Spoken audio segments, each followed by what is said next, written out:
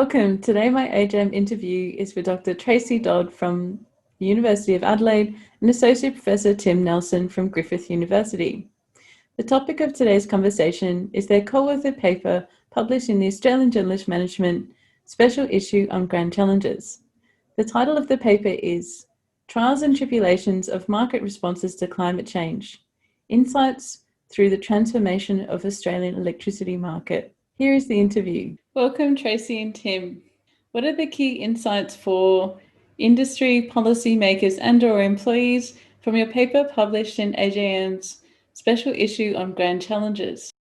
So this is Tracey here. I'm from the University of Adelaide. So the interesting thing about this paper was that it was a collaboration between two disciplines. So I'm a management theorist, management researcher, primarily doing qualitative research, and Tim is an economist. And so really this grand challenge issue gave us the opportunity to merge those two different views of the world to analyse a really important policy issue that was happening at the time. So I remember I was teaching a corporate social responsibility case, a class at the time, and I saw kind of this unfold in the media, and it was really interesting to have senators at the time coming out and calling AGL really the focal company of our case study, really quite strong language, and calling them kind of a bunch of wankers in the public domain. That was the first time I'd seen that in my career. I thought, wow, this is fascinating. So I reached out to Tim, who I thought may have some data around this, and just to unpack it to see, are these, often when people are using such emotive language, it relates where they're just basing their opinion on emotion and prior thought, not necessarily rationality. So that's where this paper came from, kind of the idea to unpack, this grand challenge of decarbonising energy. In particular, we look at the electricity sector in Australia. What are some of the barriers to it? And so if you look at other countries that are very supportive of renewable energy, at the time we had a federal government that seemed to be opposed to renewable energy, which was quite surprising. And so we unpack that, and through our analysis, we show through the paper that economically and environmentally, it didn't make sense, the argument that the government were making at the time. And then I came in through the qualitative analysis to look at the stakeholder comments that were being portrayed in the media, and it kind of just came to a conflicting of views. So I think one of the key lessons for both industry, policymakers and people working in the energy sector, as well as academics, is that interesting concept around rationality and human rationality, and the thought that one of my first degrees was in public policy, this thought that public policy is this rational process where you understand a policy problem, you look at the evidence, and then you consult with the community and come up with the best solution. This case study kind of flies in the face of that, and so we look at some of the issues that underpinned that. Tim, did I kind of capture it all right? Yeah, absolutely. I think as a practitioner of the dismal science of economics, it was just wonderful to be able to contribute to Tracey's overarching project here, which was really to understand how did something that, for experts in the industry, it's a relatively trivial matter because you're looking at it and thinking, well, the economics guide what I do, and how did it blow up into the massive issue that it did in both political circles, but also in the broader policy and political narrative right throughout Australia. So it was a great project to be part of. I certainly learned a lot. Yeah, definitely. And for my international collaborators, just hearing that our federal government was opposing renewable energy, they were forcing a company that wanted to invest in renewables, forcing them to invest in coal. It's just fascinating. Reflecting about the time when you wrote the paper and now the COVID-19 pandemic has emerged, do you believe that the pandemic has changed or accentuated the core messages included within your paper? Yeah, so kind of looking at so take a step back before COVID even, but just this year in particular, I've noticed a change in the government's thinking. So we wrote the paper in around 2017, and at that time it really was the general public and the government really weren't fully aware that renewable is actually cheaper than coal. And it kind of was this myth, like it seemed almost too good to be true. And this year, would you agree in particular, I've noticed that there's a shift around that. I think people are generally accepting and more aware that renewable energy is a better return on investment than coal right now. So I think removing COVID, I've seen a significant shift in government policy circles, as well as the general community, and not so much, but a little bit in terms of understanding renewables a little bit more, and this acceptance that actually we don't have to rely on coal for energy. Would you agree with that, Tim? Oh, absolutely. And it goes to the heart, I think, of the proposition that Tracey first put forward for this paper, which was, is it simply a case that people don't understand what the economics look like? And the fascinating thing about the paper is the quantitative bit is a really simple piece of analysis. It basically says, if you use all of the assumptions of the ways in which energy is generated and the cost and demand and everything else, and you use 2017 assumptions, what would you do if you were replacing Liddell? And it makes the very, very clear conclusion that you wouldn't replace it with another coal-fired power station, not because of the inherent good or evil characteristics of coal versus anything else. It's just literally coal is the type of thing that you install and then you leave on. It's not a technology that you ramp up and down. And what the market actually needed was something that's much more fast start. So whether it's gas-fired generation or batteries or pumped hydro or something along those lines. But the fascinating thing is that we then kind of thought, well, what if we use the assumptions from 2007? We'll just go 10 years prior, use those assumptions. And funnily enough, absent climate change, you would replace Liddell with something that looks like Liddell. So to Tracey's point, in the last couple of years since this paper was kind of developed, and we've seen a rapid coming up the learning curve, I think, of the people in the what I would call the political economy circles, people who kind of are contributing to energy policy. Certainly with COVID, there's a great opportunity, though, for Australia to embrace new technologies that allow it to really kind of take the Green Deal concept forward. So I think there's some really interesting insights from this paper that if we embrace some of the learnings as a broader community, we can really set Australia up for success post-COVID. Would be definitely. So circling to COVID, I think that COVID presents initially a bit of a risk for renewable energy in the first instance, in that if you hold the assumptions in our paper, if they were to still, so the reason I say that there's been a shift, I perceive a shift in policymakers' assumption, is that COVID could have almost, if we still had the political assumptions we had when we wrote the paper, now COVID would have created an even more compelling case for the federal government to require energy companies to invest in coal, so energy security and price. So I've got another paper that's just been published with Tim as the editor in the Electricity Journal that looked at how people on a low income are bearing the cost of renewable energy and the poor transition. So there's going to be more people that are suffering economically. So if we hadn't had that policy shift in government accepting that renewables are actually cheaper, I think they could have used COVID as an example to even stall renewable energy investment further. So I think that for me, the fact that they're not further supports that there is this acceptance. And then now, as Tim mentioned, the government are seeing renewables as a source of economic stimulus. We've had some huge announcements in South Australia. I'm working with the Victorian government. Governments are really looking at what are the opportunities in renewables and seeing it as an economic opportunity. So I think that if we had not had that shift in policymakers' mindsets, the pandemic could have been used as a further argument for the government to stall energy. And I think that this just shows that that often policymakers and managers as well are not rational, and that sometimes historical biases will influence how they make policy decisions.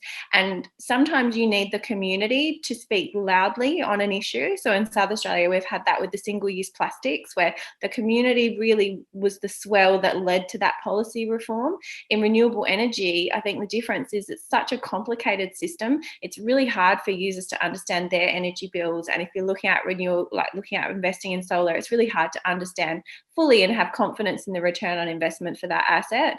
And so I think that the complexity around the energy system has made it harder for policymakers to understand, and therefore they default to their comfortable position that energy companies are bad, they're trying to screw us over, and renewable energy, of course, it's going to be more expensive. So therefore, I've got to protect citizens. We need energy security. We need economic jobs. So I think just understanding, from one of the things that I've got out of working in the industry since we wrote this paper is the need for the industry to be transparent and to simplify.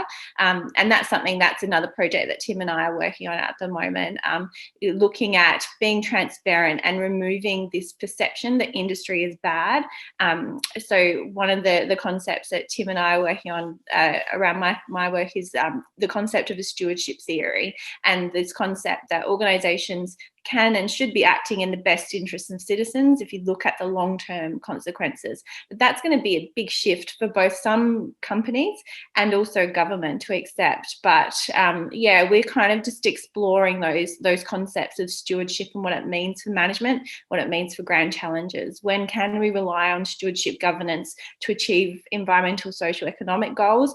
And when do you need that more of the agency structure to have the control and command to protect citizens? But in the energy transition, we've seen that regulation didn't protect citizens in terms of having higher energy prices. Stop me if I'm being too harsh, Tim. We've seen from the past that, what our prior models of policy development and regulation around energy have not been as effective as they can be. So we really need to find new models, new ways of working. Did you want to add anything around that? No, I think you've summed it up really well. I think, if anything, the poor coordination and lack of national consistency around how to deal with climate change as an issue is what has driven electricity prices to be as high as they were last year and the year before. So conversely to what I think government actors would like everybody to think, it's actually got very little to do with the industry and a lot more to do with policy discontinuity. But that's a topic for another time. Yeah, definitely. That's another paper. And the other thing I've heard, but I don't know how, I haven't reached my own conclusion on this. A lot of people are saying, and even in the literature as well, that, well, COVID-19 really shows what society can achieve if we all band together. So, in Australia, we've had all of the states and territories coming together to achieve this. And, I'm writing a paper on child protection at the moment, and people are saying, this is a chance for us to all come together and learn from this, and we can learn from this to tackle climate change, tackle these big policy issues. I'm not so convinced, and that's something that I think is a really interesting paper for people to unpack is under what circumstances do people collaborate for a higher order interest, and what is it about COVID-19 that allowed that? And really, can we rely on this assumption that just because we could work together effectively under this set of circumstances, that we could work together in the future? I think that's going to be one of the greatest learnings out of COVID-19. What was it that's unique? And then is there anything from that we can learn from and harness? Or, I don't know. Tim, do you have any thoughts about that? Look, it's probably going way beyond my area of kind of academic expertise, but the thing that I've found fascinating is some of the contributions from academics in the moral psychology side of things, explaining why citizens have been so ready to adapt to a new way of life under COVID restrictions, when on arguably a much more costly long-term policy problem, which is climate change. Citizens have been a little less motivated to kind of change behaviour and those things. And this moral psychology talks about the identified victim concept, which is, and I think that's something we're going to have to think about with climate change, which is to start thinking through how we talk to the public at large, that this is not a problem that will not affect them in their lifetime. It's already affecting them, and the impacts on them are only going to get greater. And therefore, some of the learnings out of COVID, which are, I'll readily have to accept new ways of living my life because I want to protect other people and those types of very worthy types of thinking. How do we get people to accept that the challenge for climate change is actually far greater than COVID, in my personal opinion, and therefore is worthy of their same attention and their same rethinking through how they might approach their life? Yeah, definitely. I think that's a whole lifetime of work, isn't it? I think, unfortunately. Yeah. What are some future directions suggested from your paper? And feel free to share what you're working on right now. Tim, did you want to go? Did you want to talk about anything you're working on, or maybe the solar paper? The solar PV paper. Maybe an editor's listening to this and they want to accept it. We would give our paper a plug. I'll kind of talk very high level concept, and then I'll hand back to you, Tracey. So, one of the unresolved issues in my mind is still how do we help low income households, but particularly low income rental households, adopt distributed energy solutions. So it's very disappointing that so many people who really could benefit from reducing their energy bill by embracing distributed energy, they still face the primary barrier, which is, whilst for some people $3,000 to put a solar PV system on their roof is not a lot of money, for a lot of people it is a lot of money.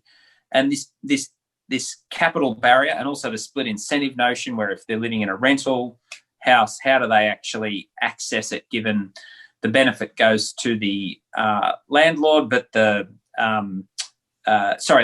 cost goes to the landlord, but the benefit goes to the renter. So we've done a little bit of thinking about this, and we're starting to think through kind of how we could overcome some of those barriers, because sadly the literature just doesn't talk about this. It talks about barriers to energy efficiency, improvements to dwellings, but it doesn't talk about distributed energy. So we're giving it some thought, but Tracey, you might kind of be better at putting it into a better context. No, that's perfect. And from a policy perspective, policymakers are really interested in distributed energy networks, not just solar, but also cars. So if we think of electric vehicles and vehicle to grid, which means that you could charge up your car when you drive around during the day and then plug it into your house and use the stored energy during the night.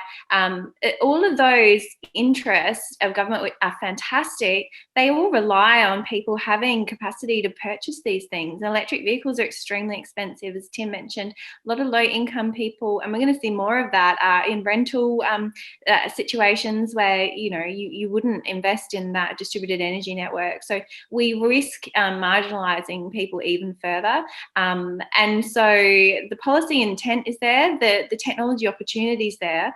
The question is, for me, what modes of governance can help make this more inclusive? So I do have a background in policy. Before becoming an academic, I was a senior policy advisor for 16 years, working closely with government.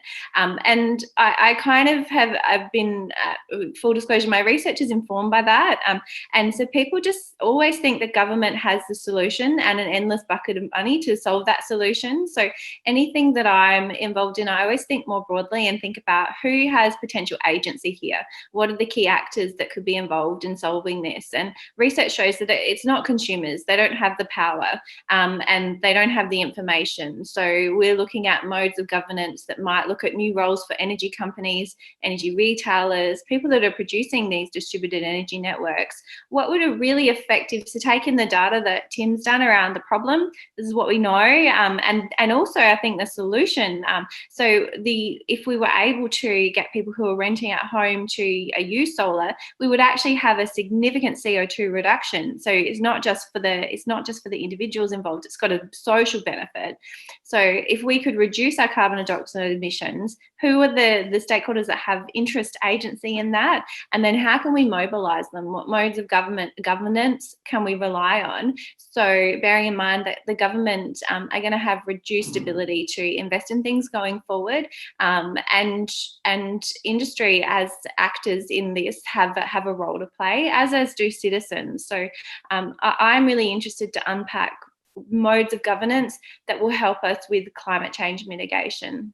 And I think stewardship's got a lot of interest. It's getting interest in the literature, and I think it's got a lot of promise, but it's kind of put up very idealistically. So stewardship theory holds that people should be serving of others. They should be serving of the organisation that they're working for, where you've got goals aligned, or some stewardship looks like ocean stewardship. You should be looking after assets for future generations. And that's as opposed to contrast against agency theory, which says that people are self-interested. We act in interesting our own interests, and so therefore you need to control people. And the reality is it's probably somewhere in between. And the energy market is good to examine that because of information asymmetry. People don't have all the information they know to make decisions. So therefore it's hard to guide a system around that. And when you've got such different stakeholders acting differently, I think you need some mode of governance that is somewhere in the middle. And so the paper I'm writing at the moment is looking at stewardship for kids in residential care. So what would that look like? And if we look at all the lessons that are learned for residential care of aged care homes, that's hugely risky. And I think where I'm coming to in my thinking is that you probably need different modes of stewardship for different policy questions. I think the mode of governance that would work for residential care is different than a mode of governance that would work for the energy sector. So I can see a body of work that would progress models of governance that would help solve these grand challenges, informed by stewardship and agency. And I hope an editor is listening to this and thinks, yeah, that sounds fantastic. Send me that paper. So that's Tracey Dodd at Adelaide Uni and Tim Nelson. We're close to finishing it, and we would love to see that work published, not because of the academic contribution, but the social contribution that it could make too. Oh, thanks for doing this interview. It's been a pleasure talking with you both. No, thanks, Victoria. Thanks for having us. Yeah, thanks, Victoria. Thanks, Tim.